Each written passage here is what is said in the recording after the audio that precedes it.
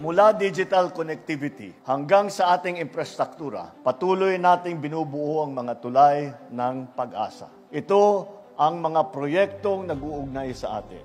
Ito ang bagong Pilipinas na sabay-sabay nating tinatahak. Sama-sama po tayo sa paglalakbay na ito.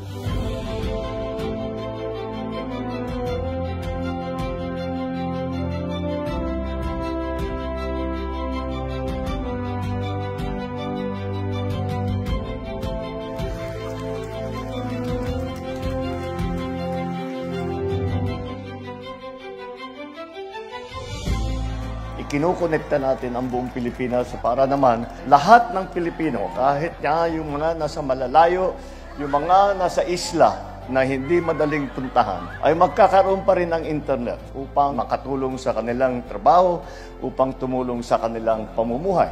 Pinakapangako ko, bawat Pilipino ay may access sa kaalaman at sa mga oportunidad.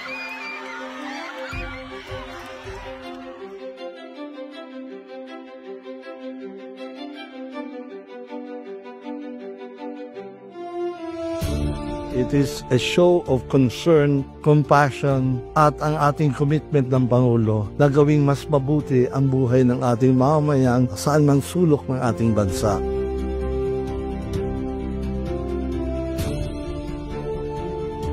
Ito ay malaking tulong sa aming mga kababayan, lalong-lalo na sa oras ng pangangailangan. At naniniwala ako na sa pamamagitan nito ay mas makapagbigay tayo ng mas magandang serbisyong medikal sa ating mga kababayan.